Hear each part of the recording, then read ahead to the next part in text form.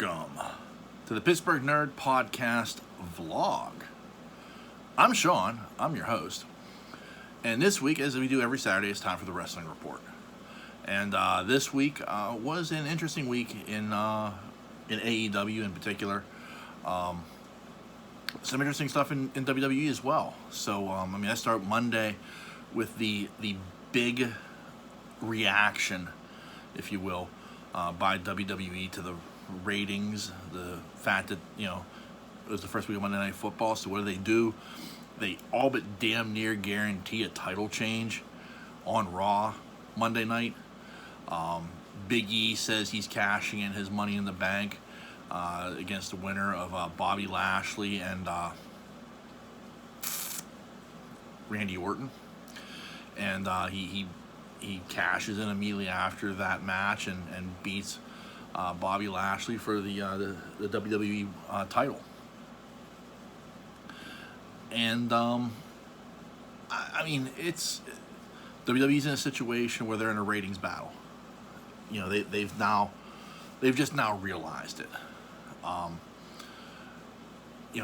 Everyone talks about the 18 to 49 demographic and how at this point AEW Dynamite is doing better in that graphic than Raw is. And that's I'm not gonna act like I'm an expert, but that's surprising that AEW is doing so well as compared to Raw in that graphic, because to me Raw is doing everything it can to be old school WWF. And by that, I mean they are really trying to placate kids. And what comes with kids is their parents. And their parents are usually in their 20s or 30s. So it seems like they should be doing better in that demographic because they're catering to a much younger audience. But they're not, for whatever reason. I don't know why, but it's clear that that's who Raw's audience is. That Raw's audience is for kids. NXT is for, I don't know who yet. It used to be for the fan of the independents. I'm not quite sure who NXT is aiming for right now. And then SmackDown is clearly the adult show. That's the show that I don't want to say it's not the Attitude Era. It's not Ruthless Aggression. It's still PG in its own way, but they're trying to do more adult storytelling than they are on Raw.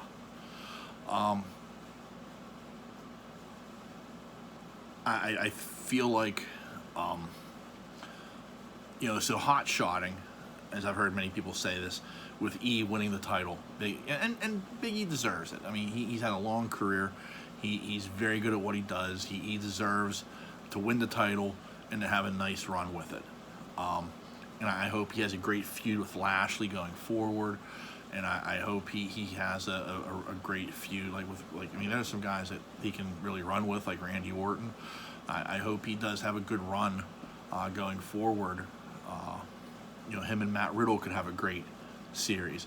There are guys in Raw that could vie for that title that he could have a nice run with before losing it. But that said, they had done some storytelling on Raw, or on SmackDown, with, especially since he won the Money in the Bank, a lot of back and forth during the lockdown era, the pandemic era, the Thunderdome era, where he was talking to Paul Heyman about coming after Roman Reigns, and, there was a lot of great storytelling there, and I think they, you could have built Big E to that guy that could, beat Roman Reigns maybe, but they just didn't want to take the time to do it for whatever reason. That said, I'm still very happy for Big E, and I hope things work out and this isn't just a short run for him where he holds it for a month and then loses it to Survivor Series to somebody. But on the blue brand, well, NXT also launched NXT 2.0, and what I think was dumb was how they acknowledged it. They called it NXT 2.0. The wrestlers were calling it NXT 2.0. I think they're bringing in young people. I think they want it to be more developmental. I don't know how USA is going to feel about that. You know, they want a polished program. I thought, and correct me if I'm wrong, I didn't watch the show. I just watched the highlights on YouTube. But yeah, are they still in Full Sail, or are they someplace else?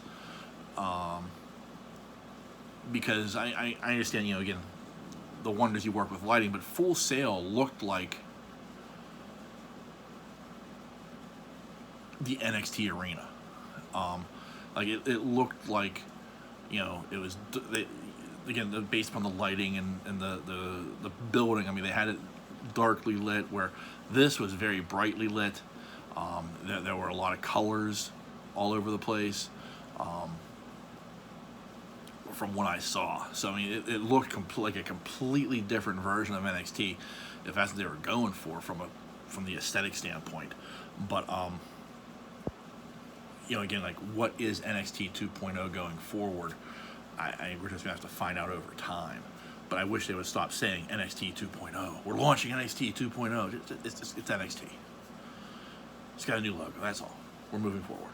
You know, it's like they were reinforcing this is a whole new deal, and it's like, we didn't need that, because many people weren't happy about that. But what do I know? And then it goes over to SmackDown, where you know, you've got Roman Reigns. Okay, so you got Roman. Big E comes on. Finn Balor. They're talking about Brock. They basically have told you that Finn Balor's not winning at Extreme Rules by announcing that Roman Reigns is going to fight Brock Lesnar in Saudi Arabia for the Universal title. And I mean, do you change the hand? Do you put Brock over at that show? Like, that's the thing. Like, do you put Brock over, or like, is that where the? I mean, it is where the money's at. I mean, they're getting paid a boatload of money to put on that show, and I'm sure the Saudi prince that's involved with this, he'd love nothing more than to see a title change at his show. But is that the one you're gonna put over? Because I mean, that I guess it's big money. I guess it works, but it seemed like an odd choice to me. He has some other stuff going on. I think Happy Baron Corbin is funny. He's amusing. I just wish that him and Kevin Owens could move on to something else. I know that their roster is thin. I think they've got a grand total of like 25 guys on the SmackDown roster right now. And so I understand that roster is thin, and you start seeing a repeat of stuff over and over and over and over and over again. But man, I like to see Baron Corbin fight somebody other than Kevin Owens. They're good together. They may have some great matches, but it's just it's, you know, you want to see something else. Now, don't get me wrong. I liked, you know, bum ass Baron Corbin.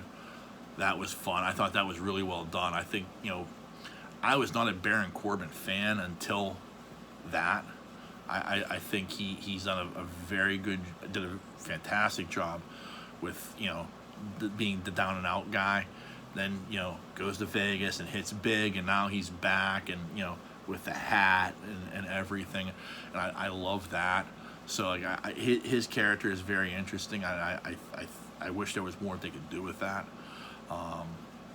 You know, we shall see where all that goes. But, you know, I think Baron Corbin has definitely shown himself to be a guy who he's more than just a one-trick pony. He's very, very good.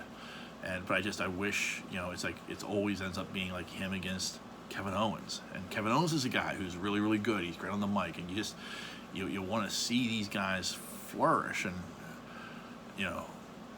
but with a 25-man roster, man, you are limited in what you can do, I guess. The Becky Bianca deal was good, and you're almost at the point where you're just like, let's just get to the pay-per-view with those two. But there's some interesting stuff going on. I mean, I'm not gonna, again, I'm just watching the highlights on YouTube. I'm not watching these shows, but what I'm seeing is especially from the SmackDown brand, is still something that's at least mildly interesting that like holds my attention. Whereas with Raw, for the most part, it's bad. And NXT is, at least previously, NXT was a watchable program. And now I don't know where they're going with the whole 2.0 relaunch. So that's all in the, let's see where this all goes. Which takes us over to Dynamite. The week after the fallout from All Out. Storylines are progressing now. The Elite are really taking their storylines forward. We started off the show with Adam Cole versus Frankie Kazarian in a great match, and I knew it was going to be like when you saw it was going to be these two in the ring, and this is Adam Cole's debut. You thought, oh wow, this is going to be a great match, and then the promo Adam Cole cut afterwards about setting up the the match with him and the Bucks against Christian Cage and Jurassic Express. That's good stuff. I mean, that's storytelling going forward. And the AEW doing the thing I think they do really, really well is setting up next week's card, setting up next month's card. Like this, the Grand Slam event in Arthur Ashe Stadium is basically like they're treating it like a pay-per-view. This is a huge card. You had Kenny Omega and Bryan Danielson go, have cut a great promo segment, and we're getting those two in the ring at that show. I mean, this is pay-per-view level stuff.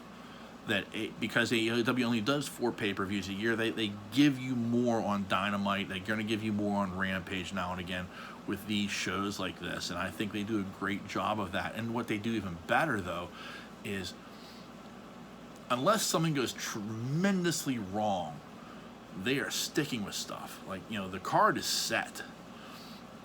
When you watch Dynamite on Wednesday, they are setting up Wednesday and Friday. Like, this is Tony Khan has signed this match, and that match is there. Like they don't change. Where like you see it all the time with WWE. Like they'll announce a match, and then when you get to Monday or when you get to Friday, that match doesn't exist any longer. They will change. Like it's like the old days of WCW where they will change the card 10 minutes before the show begins. So I thought Adam Cole coming out, I thought he had a great match with Frankie Kazarian. I thought his promo afterwards was top-notch, which you expect nothing but that from Adam Cole. But continuing the storyline with Christian Cage, with Jurassic Express, bringing the Bucks into that, the Super Click, as they're being called now.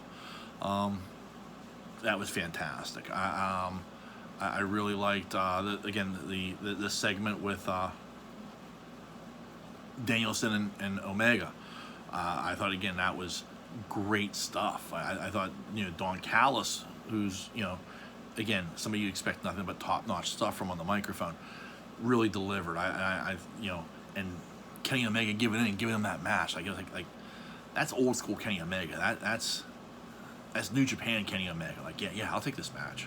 I'll show you who the best belt machine is. I'm the cleaner. I'm the belt collector. That's what you expect from Kenny Omega. So that pleased me to no end.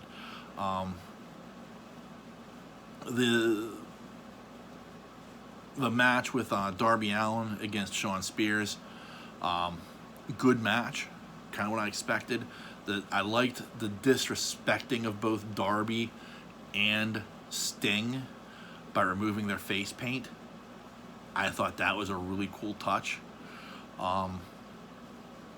which intensifies that feud a little bit, and so now you go into Grand Slam with some real like story between, even though it's done quickly, it's still you can sit there and you say like it's Tully Blanchard continuing a feud from 30 years ago, but it's a good feud to continue if you really think about it. The Horsemen against Sting was always a thing, and now here's Tully Blanchard 30 years later still doing it. So I thought that was a great segment. I thought when you got to the end, you knew 2.0 against Moxley and Eddie Kingston was gonna. It's a damn near a squash match. I don't know. Like, don't get me wrong. 2.0 is very good. And the other guy, Daniel Garcia, he's very good as well. But they're dark guys right now. That's what they should be. They should be building themselves up. Instead, they got thrown way into the deep end of the pool.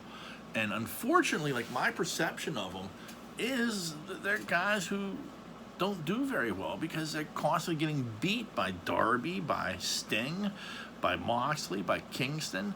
This is where their reputation is right now with AEW. And, they're good, you can see that, but, they're bums. Constantly getting beat. And here was another match where they took their lumps. But the end of the match, with Suzuki and Archer, the whole. I even like that they put up the Suzuki incident, which was kind of like a manufactured controversy by the internet, but they took it and ran with it, and I kind of like that. I mean, that's smart, and they really took that and they ran with it, and here we are now. We're gonna have this lights out match, which is is gonna be fantastic. So I mean, they've done a great job building these cards. Then you get to Rampage, and I mean, Rampage was an okay show. I really liked the tag team match. I thought that was really well done. I like the ending with Penta taking off the mask to save Phoenix and the win the day. But I think the star of Rampage was the Ruby Soho Britt Baker segment. That segment was fantastic.